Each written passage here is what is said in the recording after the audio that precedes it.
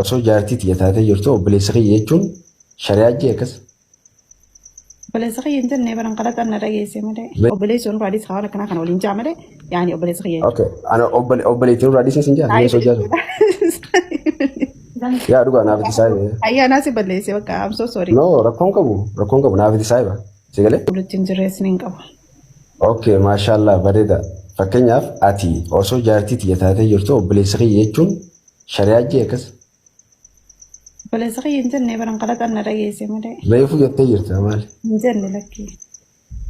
Lakki jettee jirta obboleessa kiyya jette.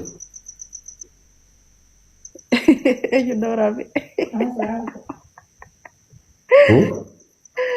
Yaasin namni nama waraabataati nageetti hammanii. No lakkoon qabu waan waraabbatani maali? Akka? Waan si gaafadhee sigalee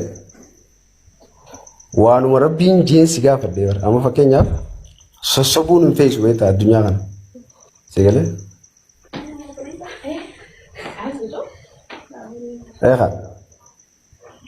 Waan lafatti guutu miidiyaa gubbattis godhuu qabdaa jechuudha. Maali lafa godhaa maali miidiyaa irratti? Jechuun kan lafatti yoo nama gaarii taate miidiyaa gubbattis kabajaan kan eegamu. Sigalee? Lafatti nama gaarii miti. No. Ati amma fakkeenyaaf akka daariitti ol dubbisu jiru seetetti obboleessa kiyya naan jette. Garuu liibii gubbaa turte. Obboleessi jala sidaga.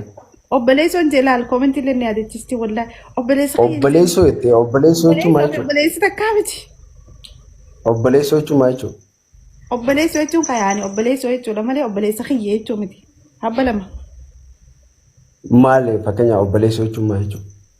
Obboleessa jechuun kaagizuma kanatti haasa'u namni akkana gisee walitti haasa'u. Obboleessoon raadis haala akkanaa kana waliin jaa malee yaani obboleessa kiyya. Okay, ana obboleettiin raadis hin jaa mee sojaatu.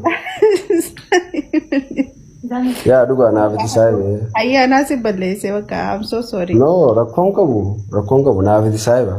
Sigalee? Eegaa teette sigalee maaliif? Gaafa deebiifama. Maaliif jennaan dhugaadha. Sila saayiban taane yookaan kaan ammoo sila jaartii namaa ta kabajaa qabdu ta rabbirraa sodaattu ta akkanumatti miidiyaa gubbaatti quraana qaraatee yookaan kaan ammoo fakkeessine silaa taate sigalee waan jaarsi reesiin joo fi kana ni dhageessa ture. Garuu ati akkasii bitee jechuudha.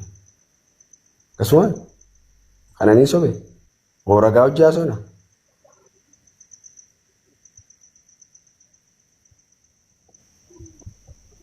Ragaa hojii haasofna.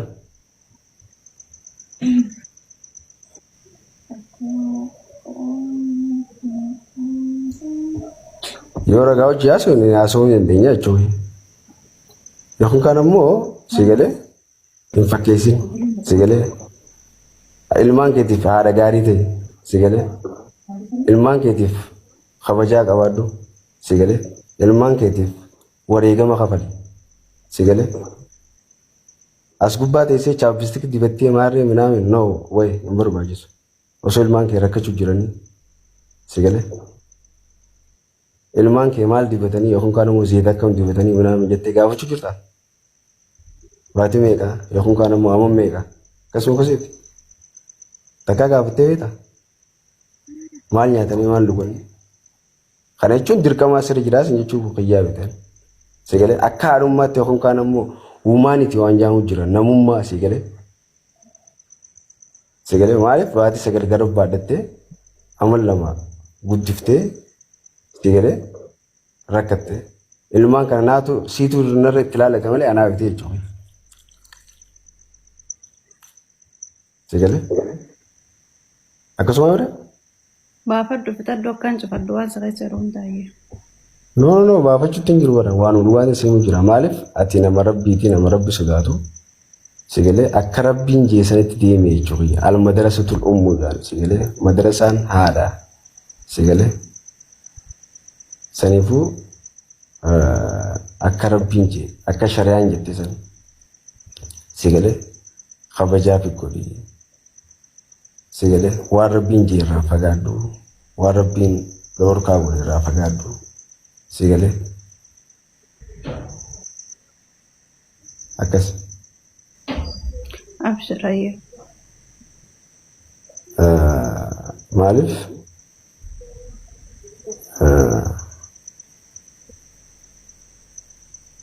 akkas jechuudha sigale. Abshirayye. Fakkeenyaaf shari'aan rabbii maal jette rasuulli sallallahu alaihi wasallam maal jedhe? Alayhi salatu wassalam. Hin baranne sangaafuu barannee himna faata hadiisa. Akkama kadhiyoo sana guutuu himu jirtu maalaati fakkeenyaaf. Hadiisa takkaa himu jira. Hadiisa takkaa himne. Shari'aan islaamaa miti?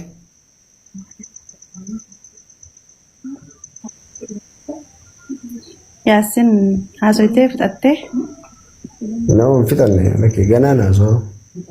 Ayyaan cufachuun fedhaa bakka feetuma nama radduu haasee yoo feetu. Maaliif cufatta fakkeenyaaf maaliif waa'ee hanga ammaatu haasoo jira? Sigale? Maaliif cufatta? Yeroo hedduu haasoo feeta? Maaliif eebitee dheessitaa fakkeenyaaf eebitee dheessitaa moo maali?